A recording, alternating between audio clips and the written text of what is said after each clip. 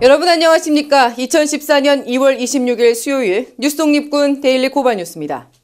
MB 정권 언론 학살의 주범이란 평가를 받고 있는 분이기도 한데요. 그분이 MBC 새 사장 자리에 앉으셨습니다. 그런데 이분 취임사가 특이합니다. MBC 신뢰도 추락의 원인이 노조 파업 때문이라고 하시더라고요. 법원도 공정 보도를 위한 파업은 정당하다고 판결까지 내려줬는데 말이죠. 사리에 맞지 않는 말씀으로 시간 낭비하기보다는 이상호 기자를 비롯해 9명에 달하는 해고자와 또 수십 명의 징계 피해자들에 대한 원상복구부터 시작하시는 게 어떨지 감히 권해드립니다. 언론 학살의 시대, 국민 알 권리 해방을 위한 뉴스독립군 고발뉴스. 오늘도 씩씩하게 출발합니다.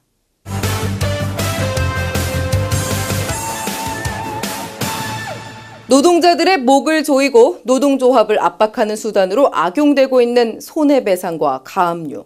실제로 지난해 민주노총 산하 사업장에 걸린 손배가압류 금액이 1,000억 원을 넘었다고 합니다. 도저히 개인과 노동조합이 감당할 수 없는 수준이어서 관련 법제도 개선이 시급하다는 지적이 나오고 있는데요. 각계각층의 시민사회가 공감을 표하며 이를 공론화하기 위한 사회적 기구가 오늘 출범했습니다. 손잡고 출범 시 그 현장에 고발뉴스가 다녀왔습니다. 앞으로 우리가 여러 가지 새로운 민주주의 문제를 고민하고 있는데 노동을 허용하는 그런 민주주의로 가려면 이 문제만큼 정말 해결해야 되지 않겠는가 라는 생각을 합니다. 손배가압류 이 문제에 한정해서 이 문제를 정말 진짜 해결하자. 법률이 바뀌어야 되고 그다음에 판례가 바뀌어야 됩니다. 이 법률과 판례를 바꿔야만 손배가압류 문제가 해결되는 것입니다. 곽현아 씨의 인터뷰쇼 사실은을 통해서 집중적으로 소개해드렸었는데요. 삼성의 그늘을 담아낸 다큐멘터리 영화 탐욕의 제국이 영화 또 하나의 약속에 이어 뜨거운 관심을 받고 있습니다. 다음 달 6일 개봉을 앞두고 개봉 지원 프로젝트가 진행됐는데요. 당초 우려와 달리 목표 금액을 초과 달성해 제작진도 한시름 놓았다고 합니다. 방해 공작에도 불구하고 꿋꿋하게 행군 중인 탐욕의 제국 기자 간담회장에 다녀왔습니다. 정말 그때 시간이 생각이 나요. 내가 기숙사에 들어가서 생활했던 일 그런 거요. 그런데 진짜 영화 얘기 사실이에요. 그냥 100분의 1, 1000분의 1만 애들한테 그냥 우리 같은 애들한테 조금씩만 나눠서 의료비 지원하면 나같이 심해지고 그 전에 발견할 수 있잖아요. 그게 너무 아까워요.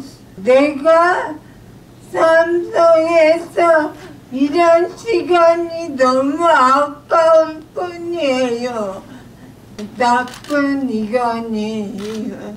특별한 사람들의 이야기로는 보여지지 않았으면 좋겠다라는 바람이 좀 있어요.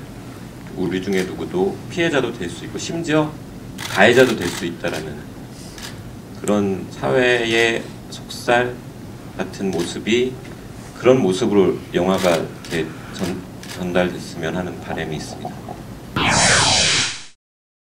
이번에는 참 이상한 뉴스입니다. 서울시 간첩 사건과 관련해 중국 정부로부터 위조 판정을 받은 자료들이 있습니다. 그런데 이 자료들에만 유독 영사관 측의 관인이 찍히지 않은 것으로 뒤늦게 확인됐습니다. 국정원의 문서 위조 의혹, 일파만파 커지고 있습니다.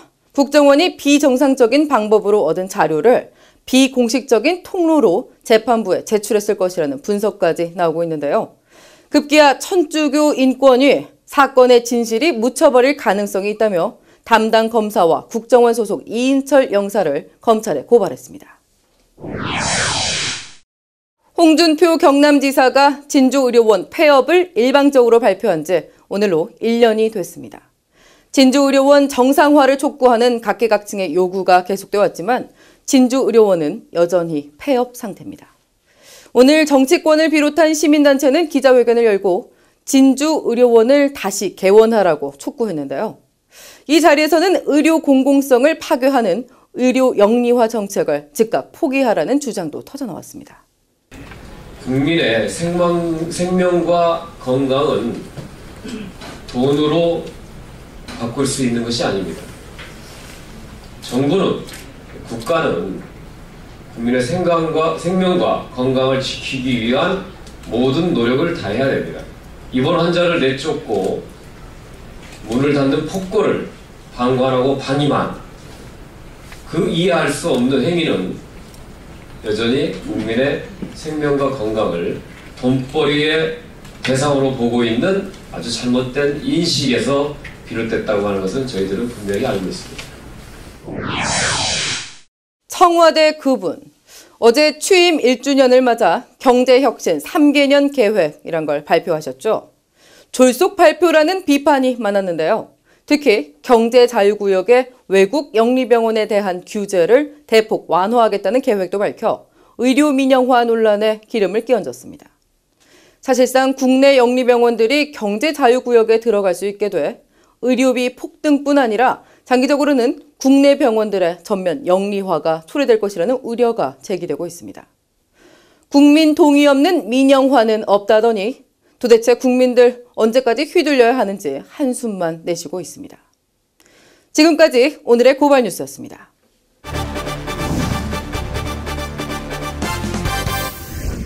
법안을 발의할 때 재원 확보 방안을 의무적으로 명시하도록 하는 일명 페이고 제도. 새누리당이 이를 국회의원에게도 적용하는 방안을 추진하고 있어 논란이 일고 있습니다. 오늘 국민리포터 오주르디 씨는 재원 확보 대책도 없이 공약을 남발했던 이 박근혜 정권부터 사과해야 한다고 말합니다.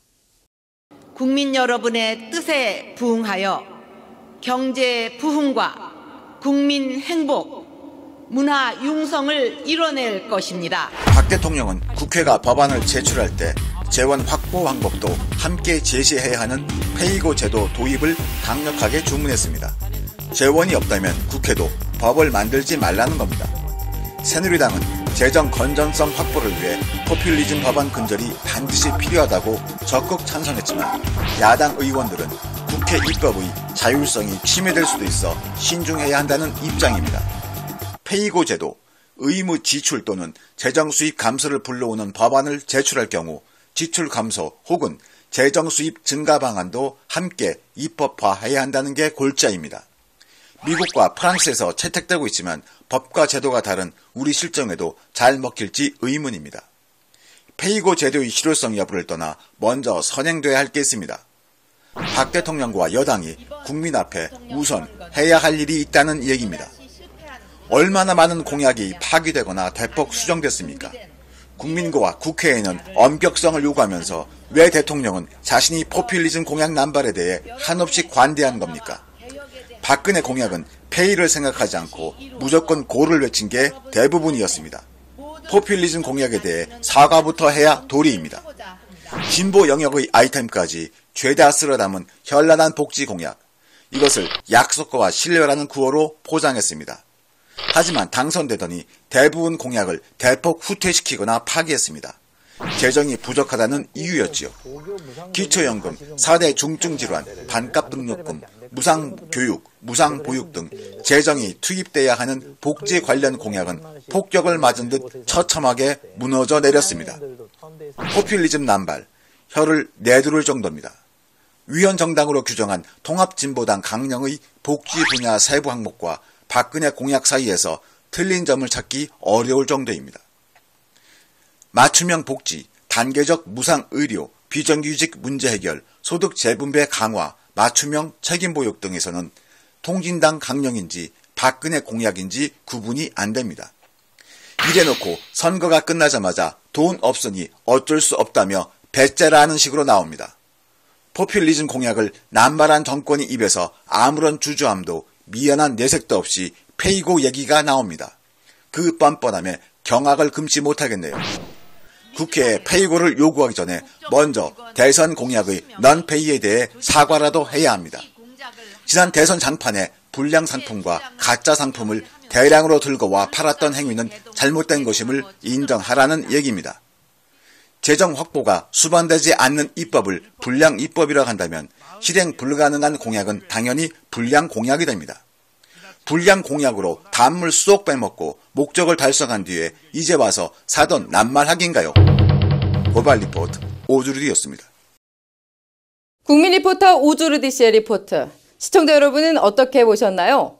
모든 블로거가 국민 리포터가 되는 그날까지 보다 많은 분들이 고발 뉴스와 함께 해주시기를 기대합니다.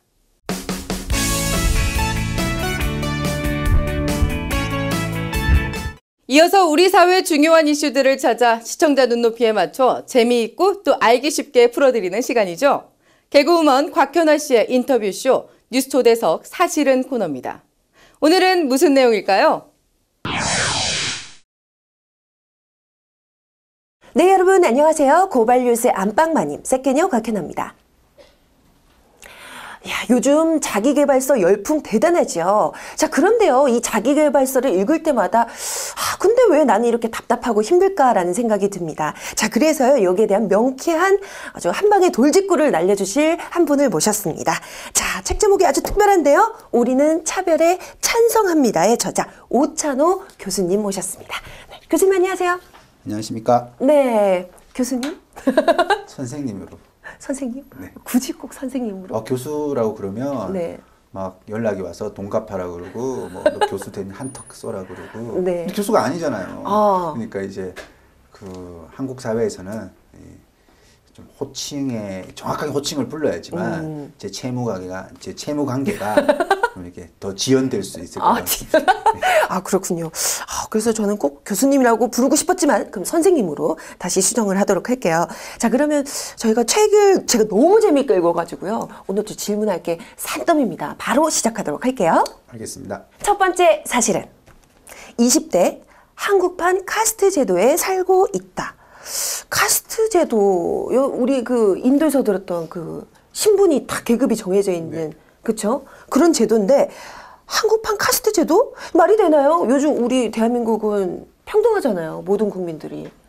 이게 왜 카스트 제도에 살고 있다라고 우리가 얘기할 수 있을까요? 선생님?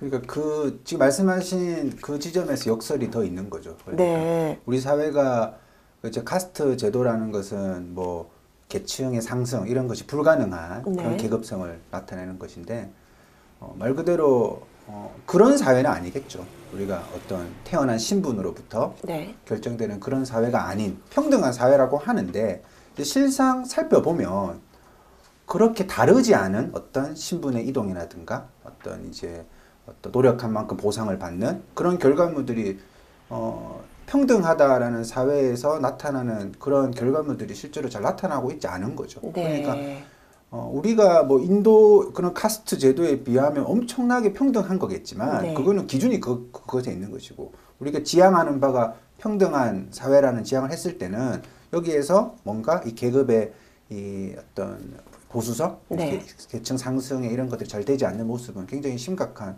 모습이라고 할 수가 있겠죠. 그냥 그런 작은 지점의 차이가 좀 벌어졌다라는 것이 현대사회 진단이라고 할 수 있을 것 같습니다. 아, 네. 사실 누구나 다 그래 우린 평등해라고 얘기는 하고는 있지만 실질적으로 우리가 느끼는 그런 공정성이나 평등은 좀 그렇지 않은 것 같거든요. 요즘 현대사회는요. 자, 책 제목이 굉장히 독특하다고 아까 말씀을 드렸는데 지금 보니까요. 우리는 차별에 찬성합니다. 딱 보니까 무슨 그 20대가 이렇게 딱 좀 약간 암울하게 무슨 약간 악마 같기도 하고 무서워요. 이 부제가 괴물이 된 20대의 자상 이렇게 딱 적혀 있습니다. 자, 그러면요. 요즘 우리 사회에서 20대 굉장히 사회적 약자로 우리가 알고 있는데 이런 사회적 약자의 20대가 우린 차별에 찬성합니다. 굉장히 좀 또 역설적이기도 한 것 같은데요. 이게 그럼 사회적 차별을 찬성한다는 얘기입니까? 정확히는 본인들이 하는 어떤 차별적 행동을 차별적이라고 생각하지 않는 거죠. 굉장히 공정한. 그러니까 그거를 우리가 어떤 개념적으로 봤을 때 차별에 찬성하는 모습으로 보고 있는 거지만 실제로 20대 당사자들은 그거를 차별하고 있다라는 어떤 개념으로 받아들이는 게 아니라 아주 뭐 자연스러운 순리처럼 받아들이는 그 현상을 이제 설명을 하고자 하는 거죠. 아, 참 이 책에 그 내용을 쓰셨어요. 내가 왜 이 책을 쓰게 됐는가. 그때 그 한 번은 이제 학생들이랑 이제 토론을 하다가 그 우리 KTX 여승무원, 그 비정규직 여승무원들이 우리 정규직으로 전환해 달라라는 얘기를 했을 때 보통 그 기대하셨던 답이 나오지 않아서 왜 그럴까라는 내용의 이 책을 쓰셨다고 했어요. 그게 좀 잠깐만 해주세요. 네. 이제 그 강의가 이제 인권과 평화라는 수업이었습니다. 그래서 이제 사실상 KTX 여승무원 문제는 굉장히 이제 이 내러티브가 있는 이제 에피소드죠. 그러니까 약속을 했는데 약속을 지키지 않고 여러 가지 이제 뭐 거짓말도 오가고 어떻게 보면 노동자를 대하는 어떤 경영진의 태도가 단순하게 그 KTX 문제만이 아니라 뭔가 이제 조금 너무 극에 치닫은 이제 그런 문제라는 거죠. 그러면 이제 그 인권과 평화라는 수업은 이게 뭐 경영자 입장이든 뭐 누구의 논리가 아니라 사람인데 어떤 사람이 어떤 것을 요구를 할 수도 있는 것이고 그 요구가 법에 위배되지 않는 것이고 그 다음에 어떤 더 나은 근로 환경을 위해 가지고 약속된 바가 있었고 근데 그런 것들을 사람이 요구를 하는 것인데 그런 것에 대해서 마치 무슨 마치 정말로 어떻게 표현을 해야 될지 모르겠지만 사측에서 너무 지루하게 반응을 하는 거죠. 계속 그런 것을 수업을 다루었던 것이었죠. 수업이 단순하게 무슨 뭐 노동자 세상을 만들자 그런 수업이 아니라 이게 인권이라는 거는 누구한테나 존재하는 그렇죠. 것인데 네. 그러니까 뭐 해고의 자유가 있다 하더라도 뭐 누군가가 뭐 말을 하면 들어주고 해야 되는 이제 그런 이제 수업을 하고 있었다라는 말이죠. 근데 이제 어떤 학생이 이게 이제 그 충격적이다라는 거는 그 전에 수업까지 분위기가 굉장히 좋았다라는 거죠. 네. 그러니까 이제 뭔가 동조를 많이 하는 거죠. 20대들 우리도 힘들고 좋은 세상을 꿈꾸고 근데 어떤 노동자의 어떤 요구 근데 그 요구가 자기가 처음에 선택한 어떤 선택지가 비정규직이었는데 그 요구가 이제 정규직이라는 것을 요구한다라는 것의 그 차이가 네. 제가 생각했던 것보다 너무너무 크게 받아들였다라는 네. 거죠. 어떻게 그러니까 그런 거는 꿈을 꾸어서는 안 된다라는 식으로 받아들였다는 그래서 거죠. 그 친구들이 막 이런 식으로 대답했다고 하더라고요. 책에도 적어 놓으셨지만 그렇게 요구하면 안 되는 거잖아요. 비정규직이면 힘들게 들어갈 그 정규직인 사람들한테 그럼 차별이 되는 거잖아요. 라고 이렇게 얘기를 해서 굉장히 놀랬다라고 말씀을.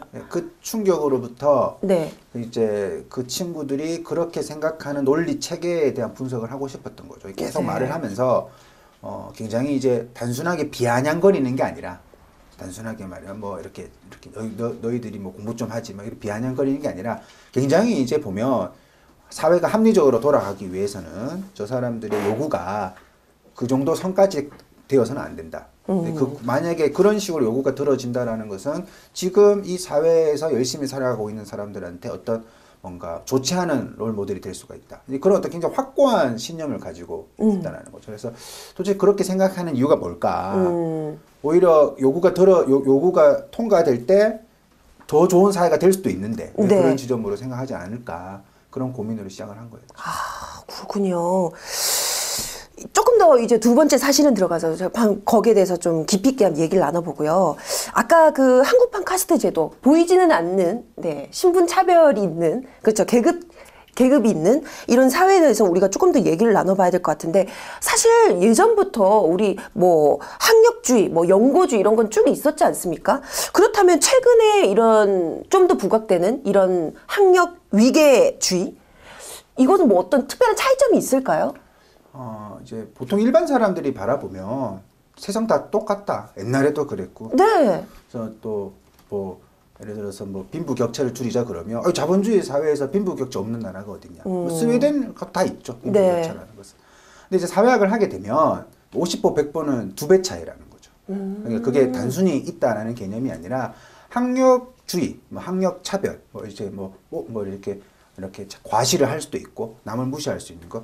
그게 어떤 시대에도 있었겠죠. 빈도가 있었을 것이고 그 무게감이 있었을 겁니다. 강도가 있었겠죠. 네. 근데 그거와 오늘날의 똑같은 그 행동이 스타일이 좀 달라지고 더 공격적으로 변하고 더 뭔가 수용력이 떨어지고 수용력이라는 것은 너가 잘못 생각한 것일 수도 있다라고 했을 때 수긍할 수 있는 그 정도도 네. 본인의 생각을 고쳐 나갈 수 있는 그런 정도도 굉장히 간용성이라 할 수가 있겠죠. 네. 그런 정도가 굉장히 달라진 거였죠. 그러니까 어떤 의미에서는 과거에도 있던 그런 내용이지만 더 공공연하게 벌어지고 있고 더 어떤 제의식 없는 그런 행동들. 그 다음에 분위기가 그런 것에 대해서 굳이 뭐가 너 스스로 잘못되었다라고 생각할 필요가 없는 구조로 가고 있는 거죠. 과거 같았으면 본인이 그렇게 생각을 하더라도 대학이라는 공간이 대학생이라면 네. 뭔가 인문학적인 공부도 좀 하고 사회의 어떤 역할을 자기가 어떤 사회에 중요한 역할을 해야 되는 개념으로서 판단을 하죠. 근데 그 역할이라는 것은 비판적으로 사회를 바라보고 그런 건데 오늘날에는 구조 자체가 스스로 상품화 시키는 네. 그러니까 뭐 본인이 갖고 있던 상품을 더 잘 지켜나가는 거죠. 그런 의미에서 아무도 그것에 대해서 비판하지는 않습니다. 당연한 거라고 교수님도 생각하고요. 마찬가지고. 네. 그러니까 이제 학생들은 원래 익숙한 것을 더 이제 포장을 하려고 하는 그런 성향이 강하겠죠. 그런 차이가 이제 분명히 과거하고는 다르다라고 볼 수 있는 거죠. 또 말씀 듣다 보니까 우리 20대들에 대해서 좀 더 깊이 있는 얘기를 나눠봐야 될 것 같은데요. 그래서 두 번째 사실은 들어가도록 할게요. 두 번째 사실은 자기계발 사회, 20대를 경쟁 괴물로 만들었다. 제가 교수님 책을 읽고 나서요. 선생님 책? 워낙에 좀 싫어하셔서 읽다가 제가 제 그 책장을 딱 봤어요. 근데 제 책장에도 자기계발서가 굉장히 많더라고요. 뭐 시크릿, 뭐 20대여 뭘 해라, 그다음에 멈추면 비로소 보이는 것들부터 해가지고 굉장히 많던데 참 자기계발서 요즘 누구나 다 한 권씩 다 읽고 있고 굉장히 열풍이거든요. 자, 근데 굉장히 이걸 또 부정적으로 비판을 하셨어요. 자, 거기에 대해서 얘기 좀 해주세요. 뭐 자기 개발 자체가 문제가 되는 건 아니죠. 네. 뭐 인간은 동물하고 달라야 되니까 굉장히 작은 확률도 집착을 해가지고 기적을 만들어내고 하는 사례도 많았죠. 그래서 자기 개발이라는 것을 우리가 부정을 하는 건 아닌데, 그러니까 지금에 나타난 문제에서 네. 자기 개발이 해결책이 되겠는가라는 질문을 던지면 만약에 아니라면 계속 아닌데도 자기 개발을 권한다라는 것은 굉장한 부작용을 나타낼 수 있다고 말할 수가 있는 거죠. 가장 쉽게 말해서 취업이 되지 않는 게 무슨 지금의 청춘들이 자기 개발이 부족해서 취업이 되지 않는 게 아니라는 거죠.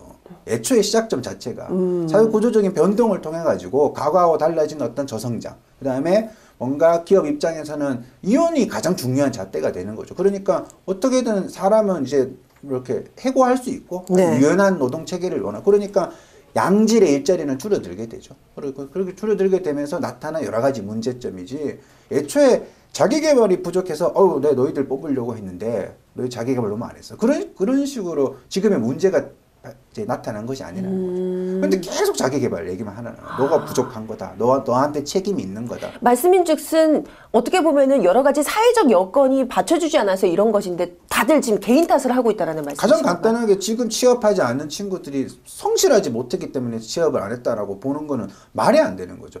왜냐하면 지금의 그 취업을 어려워하는 친구들은 20년 전, 30년 전에 취업을 했던 기성세대에 비해서는 10배는 더 성실한 친구들이죠. 10배는 더 성실한 친구. 그러니까 그거를 객관적으로 이거 너무나 우리가 어떤 이게 가슴 아프게 생각을 해야 되는데 그 기성세대가 성장했던 그 모델을 가지고 문제는 네가 땀을 흘리면 된다. 그때는 통했죠. 전체가 고도 성장을 하던 시기였으니까. 그러나 지금은 아무도 과거에 그렇게 가난했던 사람들이 아무도 이제 그런 걸 생각하지 않았다는 거죠. 내가 결혼할 수 있을까? 내가 뭐 집을 마련할 수 있을까? 내가 자녀를 뭐 2명 정도 놓을 수 있을까? 그런 거는 아무리 가난했다 그러지 아무도 고민을 하지 않았고 지금은 그렇게 부자가 됐다 그러죠. 스마트폰을 다 쓰지만 네. 가장 기초적인 그 고민부터 하고 있는 거죠. 그렇죠. 그럼 이거는 뭔가 성실의 문제가 아니고 뭔가 사회 구조가 지금 굉장히 잘못 세팅된 상태에서 굴러가고 있다라는 거죠. 그런 상태에서 계속 사람은 실패를 하게 되는데 네. 실패의 원인을 개인에게 계속 돌리게 될 때는 가부화가 걸려버리는 거죠. 그냥 대충 뭐 아무것도 백수 놀다가 사회 제대로 안 되면 뭐 그냥 수긍하겠죠. 근데 자기가 투자한 것이 있기 때문에 그 어떤 트라우마가 커지는 겁니다. 실망감이 커지는 거죠. 잉여라든가 루저는 다 그렇게 탄생을 하는 거거든요. 그런 분들이 사회에 대한 불신도 커지는 것이고 그런 식으로 사회가 뭔가 불안한 사회로 갈 수밖에 없게 되는 거죠. 서로 간에 불신을 하게 되고 그런 지점에서 자기개발 뭐 작가라든가 강연자들은 본인은 의도하지 않았지만 우리가 사회가 전반적으로 이런 열풍에 대해서 성찰을 하지 못한 그런 지점들이 분명히 있다고 볼 수 있을 것 같아요.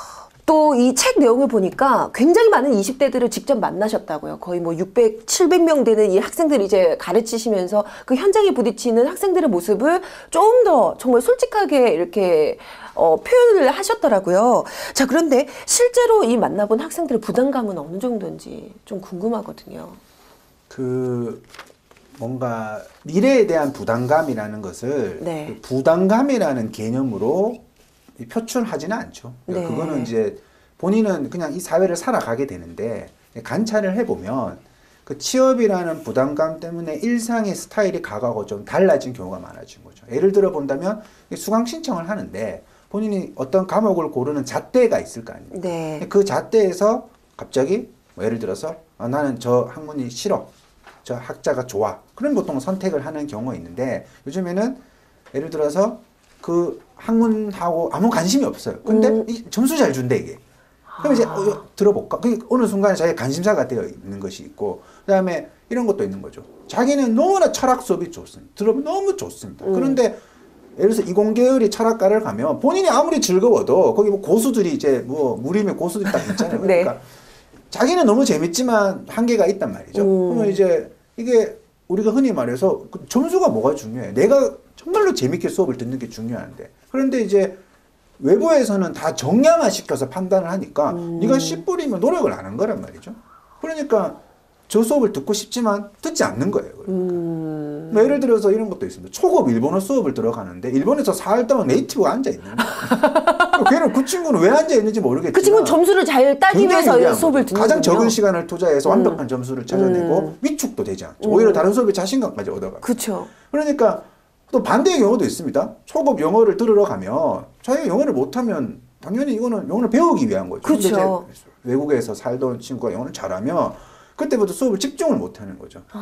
그런 경우가 가장 대표적으로 달라진 부담감이라고 할 수가 있는 거죠. 네. 뭐 짧은 그 강의실의 풍토를 말씀을 드리는 거지만 그거를 넘었으면 이제 뭐 강의 평가를 한다든가 혹은 뭐 학교 내에서 어떤 교류라든가 그다음에 더 나아가서 어떤 뭐 학교 어떤 에피소드들이 발생을 할 때 참여를 한다든가 관심을 나타낸다든가 그럴 때 보면 그 결국은 내 이 행동이 내 취업에 도움이 되는가 그 잣대가 굉장히 과거에 비해서 신중해졌다.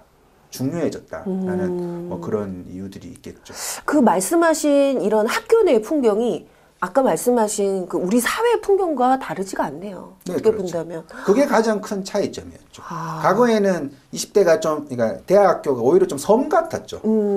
근데 사회적으로 그런 20대들을 탓하지 않았다는 거예요. 왜냐하면 사회가 모두가 다 직장인처럼 살 필요가 없는 거죠. 그러니까 직장에 들어가기 전에 20대는 막 자본주의를 비판하는 친구들이 있으면 뭐 TV로 따져보면 옴부즈맨 같은 역할이에요. 그러니까 귀를 기울이게 되고 사회가 전반적으로 성숙하게 되는 그런 것인데 이 자기계발서의 문제점도 그런 것이 있지만 많은 자기계발 강사들이 내가 살아가 보니까 내가 20대일 때 그렇게 살았던 거 너무 후회가 되더라. 그러니까 본인이 30대일 때쯤에 느꼈던 그 감정을 20대들한테 20대일 때부터 느끼게끔 질문을 하는 거죠. 근데 사회적으로 바라보면 그 10년의 차이가 굉장히 사회 전반적인 시스템에 대한 성찰, 성숙을, 다양성을 보장해주는 차이죠. 근데 이제 지금의 사회는 뭔가 20대도 30대하고 똑같은 준비를 하고 살아야 돼요. 그래서 책에도 언급되어 있지만 김광석의 30즈음에 이게 이제 지금 의미가 없는 거예요.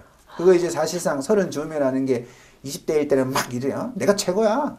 내가 지식인이지. 막 비판도 하고 그러다가 때가 되니까 취업을 하고 결혼을 하고 하니까 아유 이제 30즈음 되니까 아유 그냥 적응하고 살아야 되겠다. 그래서 30즈음이거든요. 사실상 지금은 뭐 없죠. 그냥 그러니까 흘러가는 청춘에 그 청춘이 없으니까 뭐 김광석 씨가 그 머물러 있는 청춘인 줄 알았다라고.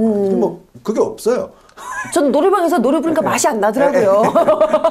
안 나는 거죠. 네, 아, 그렇구나. 그 말씀하신 걸 듣다 보니까 그런 것 같아요. 뭐 책에도 쓰셨지만 자기 개발이라는 게 정말 자신을 위한 개발인지 아니면 회사를 위해서 아니면 어떤 누군가, 그러니까 나를 고용해주는 누군가를 위한 개발인 건지 참 이런 의문이 들더라고요. 네, 상품화죠. 참. 네. 그래서 우리가 또 해결책에 대해서 좀 한번 고민을 해봐야겠죠? 자, 그럼 세 번째 사실은 들어가도록 하겠습니다. 세 번째 사실은 바보야. 원래부터 그런 세상은 없단다. 참 너무 슬퍼요. 네. 참 우리 현실은 그렇지 않아. 희망이 있어. 누구나 다 잘 살 수 있어. 이런 얘기를 하고 싶은데 사실 그런 얘기를 들어도 정작 도움이 안 되거든요. 어떻게 본다면. 자, 그래서 우리가 그런 해결책에 대해서 한번 얘기를 해봐야 될 것 같아요. 자, 정말 그 학생들에게 원래 세상은 그런 거야 라고 얘기를 하지 않고 바보 그런 세상 없어 라고 얘기를 하면은 학생들이 되게 당황해 하지 않나요? 이제 몽상가로 취급받겠죠. 그러니까 사실상 그 학생들이 네.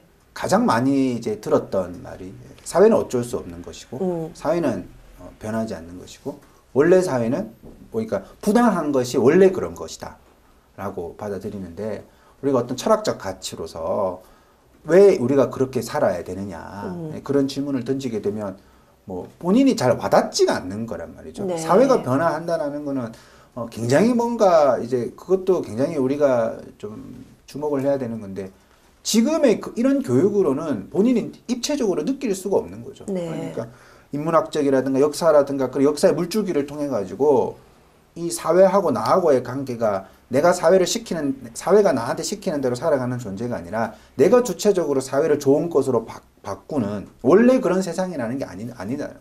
잘못된 세상은 원래 그렇지 않은 세상으로 되돌릴 수 있는 그런 주체성이 개인에게 있는 것인데 그 네. 개인이 의견을 내고 의견이 모여서 여론이 되고 여론이 정책에 반영이 되고 그렇게 사람이 변하는 그런 것인데 지금은 사실상 그런 구조적으로 그렇지 않은 거죠. 오히려 이제 뭐 아까도 말씀드린 몽상가 취급받고 네. 뭐 불평, 불만, 투덜이, 청개구리 뭐 그런 얘기 좀 많이 엄청 들어보셨어요? 많이 듣죠. 제가 뭐 대표적인 편향 강사. 편향 강사. 여기서 중요한 것은 무엇을 과연 편향적으로 했는가라는 거죠. 네. 전혀 그렇지 않은 거죠. 오히려 과거의 사회학 그 전공자들이 제 수업을 듣는다면 너무나 색깔이 티가 안 난다고 욕할 수가 있어요. 그러니까 사실상 이런 어떤 보수화된 사회에 두려워서 사실상 저도 굉장히 위험을 인지를 하고 말을 조심스럽게 하거든요. 네. 그런데 이제 학생들이 느끼기에는 굉장히 그게 뭔가 좌편향적이고 뭐 혁명가를 꿈꾸고 뭐 공산주의 사회로 만들 작정이냐 뭐 네. 그런 식으로 이제 이해를 하는 경향이 굉장히 강하죠. 그래서 많은 수업이라든가 이런 책을 내는 이유도 세상은 바꾸기 위해서 우리가 살아가는 잘못된 세상을 바꾸기 위해서 살아가는 것이 굉장히 우리의 중요한 제1 목적이 되어야 된다라는 것을 강조하고 싶은 것도 있는 거죠. 네. 취업이 아니라. 자, 또 해결책으로 제시하셨던 게 출발선에서부터 이 결과까지 굉장히 이런 공정성을 강조를 해주셨어요. 근데요, 공정한 거 말은 너무 좋은데 좀 실질적으로 이게 불가능하지 않을까요? 가능할까요? 네, 아까 전에 말씀을 드렸지만 마찬가지 입장인 거죠. 이게 이제 인터뷰를 해보면 뭐 그렇게 이 책을 보고 사회가 좀 변했습니까? 뭐 사회가 2달 만에 변하고 그러는 게 아닌 거죠. 그렇죠. 네. 굉장히 좀 당혹스러우셨겠어요. 근데 어떤 거냐면 50부 100부하고 마찬가지인 거예요. 그러니까 별 변화가 없는 것 같지만 우리가 관찰을 해보면 뭔가 더 공정해지기 위해 가지고 어떤 조건들이 등장하고 있는가. 예를 들어서 미디어의 환경을 본다면 이런 고발 뉴스 같은 것이 존재하느냐 존재하지 않느냐는 것은 거대한 시장에서 바라볼 때는 아주 미세한 흐름일 수가 있겠지만 0에서 1이 된다는 건 엄청난 시작인 거죠. 1이 2가 되면 2배가 되는 것이고 사실상 그렇게 보면. 근데 그런 변화들을 우리가 꿈꾸고 나가야 되는 거고 실제 하는 거죠. 그러니까 우리가 공정한 사회다라는 거는 모두가 추구하고 있는 것이고 이게 확 바뀌지 않으니까 본인이 느낌을 받지 못하는 것이지 실제로는 사회가 공정한 방향으로 가도록 모두가 노력을 하고 있는 모습들이 곳곳에서 보인다 말이라는 거죠. 그러니까 말씀하신 그런 질문들 그것이 가장 저는 대표적으로 자기 개발서에 많이 나오는 말들이에요. 그런 말들이. 그러니까. 사회 공정하지 않다. 네가 슈퍼맨이 되라. 뭐 예를 들어. 사회는 뭐 세상은 원래 그렇다. 뭐 그러니까 네가 뭐 1인자가 되어서 그 세상을 바꾸든지 뭐 이런 식으로 굉장히 좀 힘든 제안인데요. 네. 또 아까 또 고발 뉴스를 또 예를 들어서 설명해 주시니까 굉장히 이해가 쏙쏙 되네요. 그렇죠? 네. 너무 좋았고요. 자, 참 그런데요. 요즘 참 그나마 또 다행인 것이 고려대학교에서 시작된 안녕하십니까의 그 대자보. 저는 그걸 보고 그래도 요즘 20대들이 희망은 있다. 많은 분들께서 그렇게 느껴졌을 것 같아요. 어떻게 해요? 선생님이 보시기에는 어떠셨어요? 요즘 이렇게 변화하고 있는 20대의 흐름으로 보셨나요? 어떻게 기셨나요? 굉장히 많은 질문을 받았는 내용인데요. 네네네. 저는 쉽게 말씀드리면 그 현상 자체는 굉장히 의미가 깊고 우리가 굉장히 긍정적인 지점이 많지만 그 현상을 해석하는 것은 굉장히 과잉되어 있다고 저는 개인적으로 생각합니다. 예. 그러니까 그 현상을 놓고 전체 20대 파이가 있다면 어떤 그것이 이제 색깔이 변하는 그림으로 볼 수 있는 거. 저는 절대 그렇게 바라보고 있지 않은 거죠. 그러니까 원래 소수였던, 원래 약자였던, 마이너였던 그 친구들이 이제 너무나 그 나머지 90%가 누르는 힘이 강하기 때문에 튀어나온 개념으로 저는 바라봅니다. 예를 들어 뭐 퍼센티지를 어떻게 정확히 나눌 수는 없겠지만 저는 오히려 이런 현상을 가지고 마치 20대들이 이제 이 세상이 마음에 안 들어서 저항으로 그런 식으로 변하고 있다라고 해석을 하는 거는 정말 20대 본질을 모르는 거죠. 그러니까 그런 지점도 굉장히 많은 연구자들이 신경을 써야 되는데 젊은 친구들은 원래 좀 진보 코스프레를 하고 싶어 하는 성향이 있습니다. 그리고 네. 그걸 좀 인정받죠. 그러니까 네.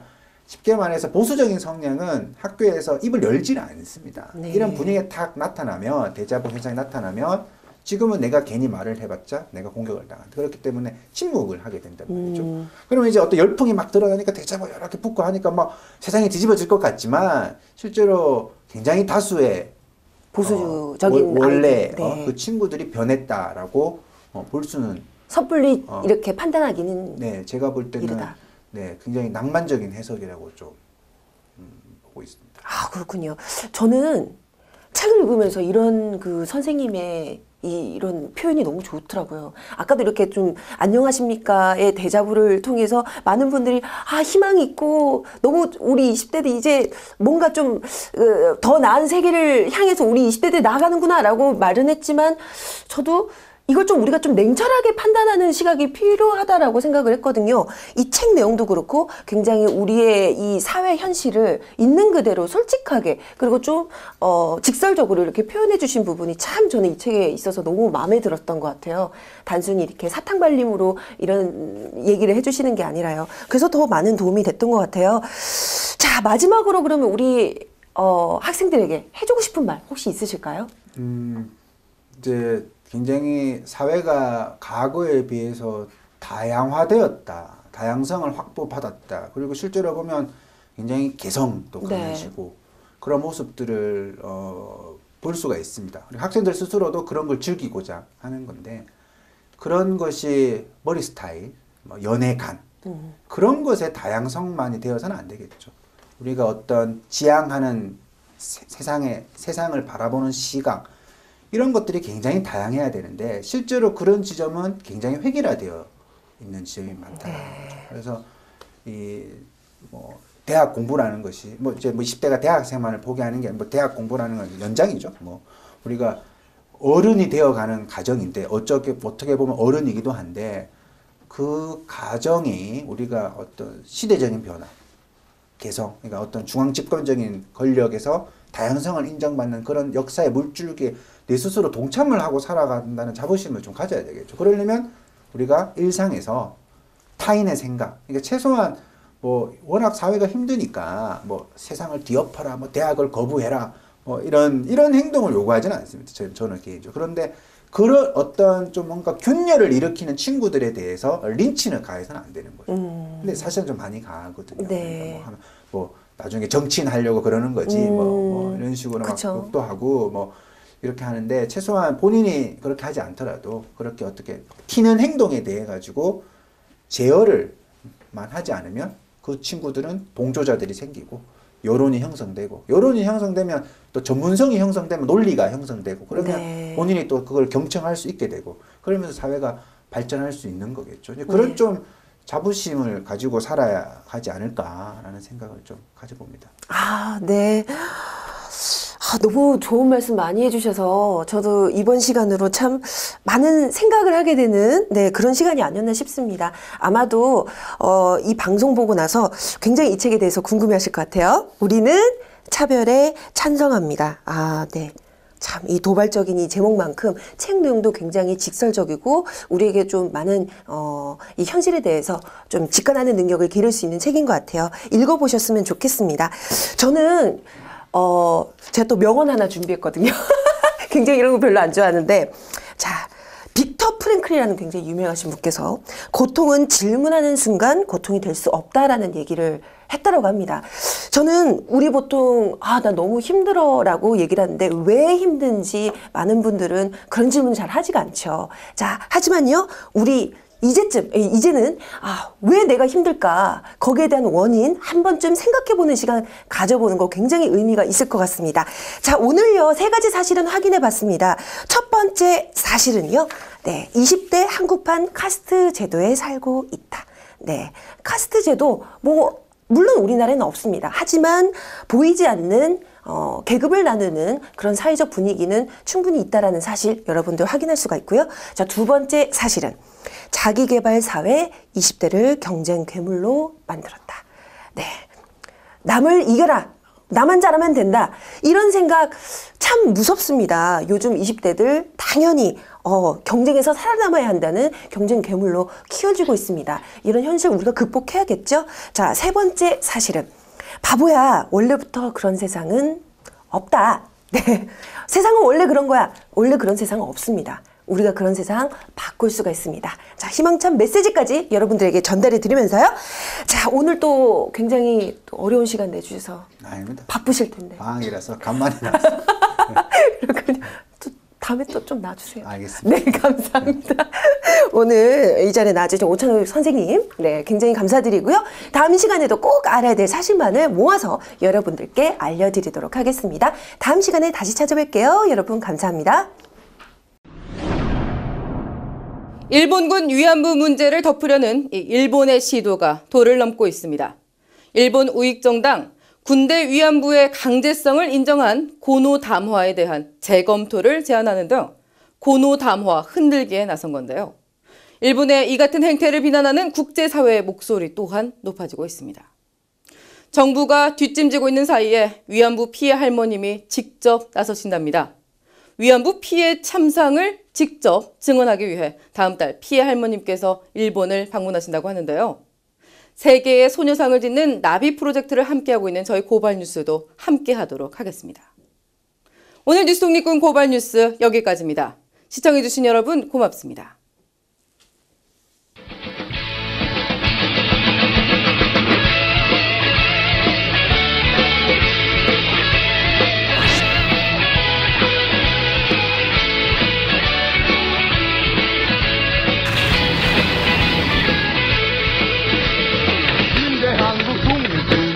용사야 조국의 부르심은 네가 아느냐 MBC 본사에 계셨을 때는 그 장기 때문에 이렇게 속썩이실 일이 없었겠죠.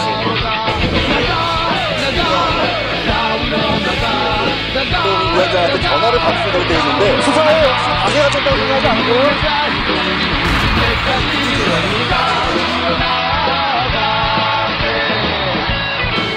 10년 전에 고발뉴스닷컴 이상호 기자의 고발뉴스라고 하는 홈페이지를 만들면서 그때 사실 어려졌을 때 초년병 기자 생활을 할 때부터 너무 많은 사람을 구속시켰거든요. 그리고 너무 많은 사람을 다친 걸 봤고 그래서 내가 도대체 이 기자직을 왜 하는 건지 되게 회의가 될 때가 많았어요. 그래서 내가 그 홈페이지에도 담아놓은 얘기지만 내 국민의 산물이에요. 그러니까 고발은 사람에 대한 징후가 아니라 사회에 대한 사물이에요.